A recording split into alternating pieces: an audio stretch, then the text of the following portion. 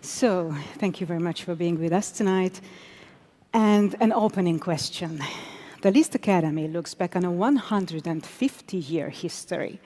And the Hungarian Violin School was established not later than with Jenő Hubai, and even more so with his teacher, József Böhm.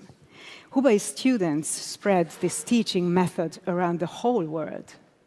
Michael, you may not be a violin teacher, but I think you hear a wide variety of musicians playing violin parts in orchestras. So what do you think? Are there still different violin schools and styles? Or has the world become too open for that? I have an opinion. You want to start? Sure. I'm not a violinist, of course. Yes, but hearing Barnabas play tonight, there's definitely a Hungarian style. I don't think a violinist from another nation could have played the Bartók like that.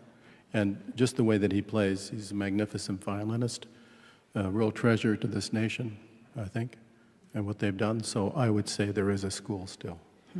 I would agree with that, but I would have a little bit of a caveat, if I may, a tiny one. Because I think that with the international, global approach to a lot of things, there are, in some ways, good connections made between cultures and in various schools, which maybe were more, stratified before.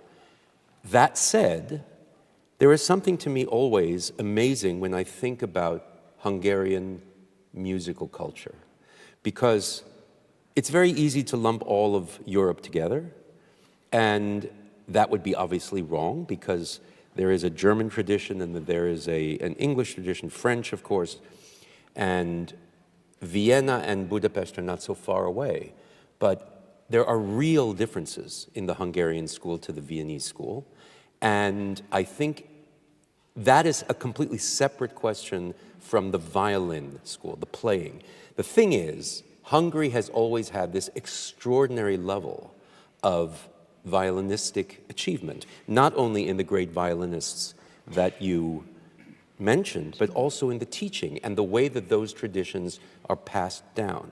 And if we are talking about our friend Barnabas, he's a great teacher, right? So what he got from his teachers, he now passes along to the next generation. And look at this building that we're in, right? Think of what the history of education and teaching and experience and cultivating culture has meant, even here in this hall. It's kind of extraordinary.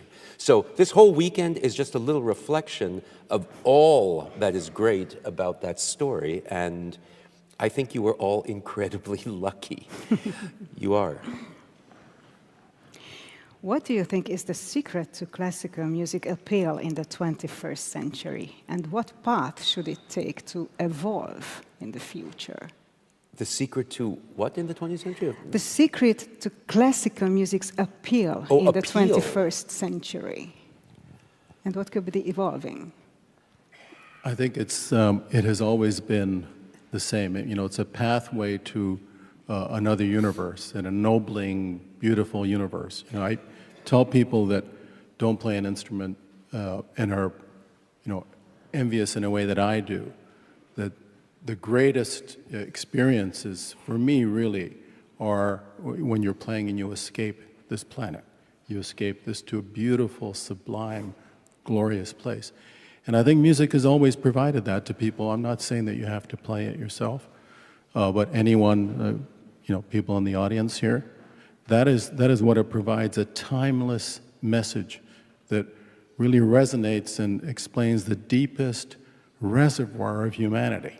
And that's always going to be something that people can relate to. Yeah, I think that's the ticket. It's the connection with humanity. I don't think there's anything wrong with classical music in the 21st century. Music is music is music, and look at all the people here who love it, and all of the young people who are studying right now in this school to be able to play with the professionalism and the love of music that these guys have on stage. Bravo, by the way.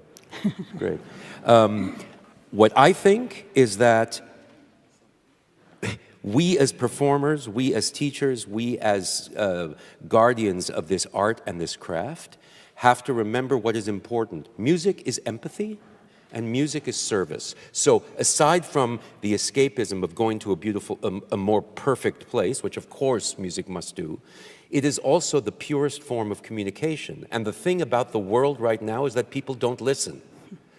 And music cannot be made unless you listen. You cannot have a cellist talk to a violist, talk to a violinist, and make a phrase happen if they're not all listening to one another. And that kind of communion that happens between the stage and the audience is where the magic from the composer becomes real. And that will always be. So there are distractions, there are screens, there are political problems, maybe, I don't know. I do think that music cuts through all of that.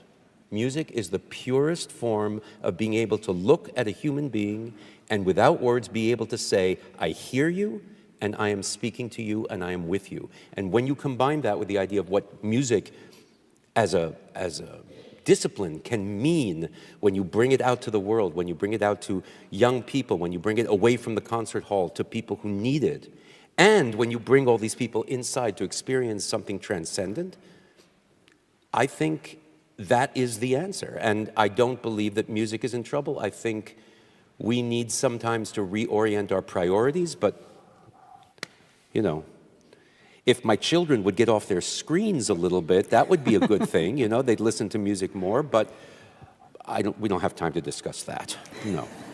Can I just follow up on that? Sure. The notion of connection, that is the thing, as Michael said so rightly. How else do you achieve that connection, that deep connection? Not a superficial one, but a deep one between people of all nations. I once showed a clip to someone of a choir in Korea singing Beethoven 9. And I just thought, okay, you know, anyone that says that classical music is either dead or irrelevant or elitist or whatever, look at that. And look at how that brings people together, or the music connecting one nation to another. That's the important thing. And to follow up on the kid issue, I guess my biggest irritation is that in public education, music has been diminished. And I think this is a kind of a global trend. I think that is something that has to be reversed. I just find it ironic that in my home nation there's a problem of attendance in schools because they say, well, the kids aren't interested. Well, why would they be interested? What are they coming for? You know, it's music, the expression, creativity, athletics, whatever. These are the things that keep kids engaged. So don't be surprised if, you know, abstract learning doesn't work for everybody. But I do think that no child is born prejudiced against music. I think every single child is born wired to love music, and all you have to do is keep music around them. There is no excuse in the 21st century.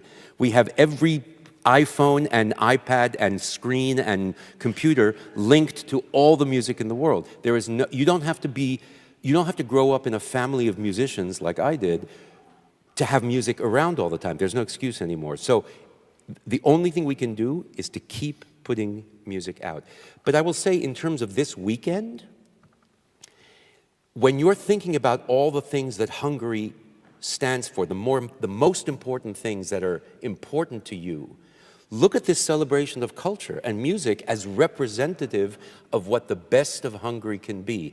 And that, I think, is really a model for a lot of other places. And that is why I am so happy to be here this weekend. And so we are. And just one word in Hungarian about you, Michael, about your family, because maybe this audience doesn't know that connection between you and your father. My father, yes, I was his son, and he was my father. That's And the way his it works. father, so ez az édesapa, Isaac Stern hegedűművész. Róla van szó. He thanks you. Thank you very much for this conversation, but Simon, you told me that in the last moments of this conversation, you would like to summarize it or give a message to us. Not a competition. It's not a competition. It's not a competition, not at all. Jó estét kívánok!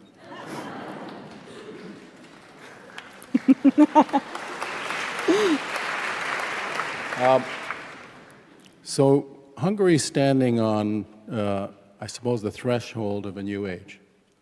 And I guess the only thing that I'd want to say is that this institution and the impact that its graduates have had across the planet, especially in North America, where we were, is extraordinary. And that is what defined Hungary for so many people in the world, this institution, the Liszt Academy.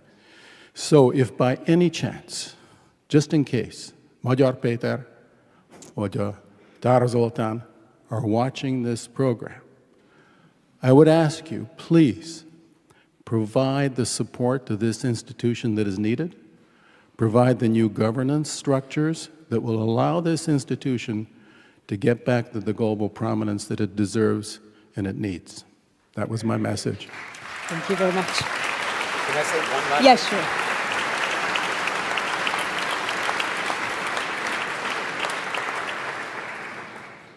Not only do I agree with him, but if you have any doubt as to why you should do exactly as he says and support this school, tomorrow morning I have the privilege of working with the young musicians studying here at the Liszt Academy, and you will be amazed at how they play.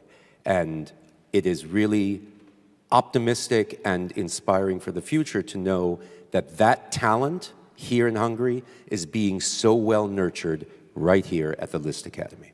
Thank you very much. Well done, sir.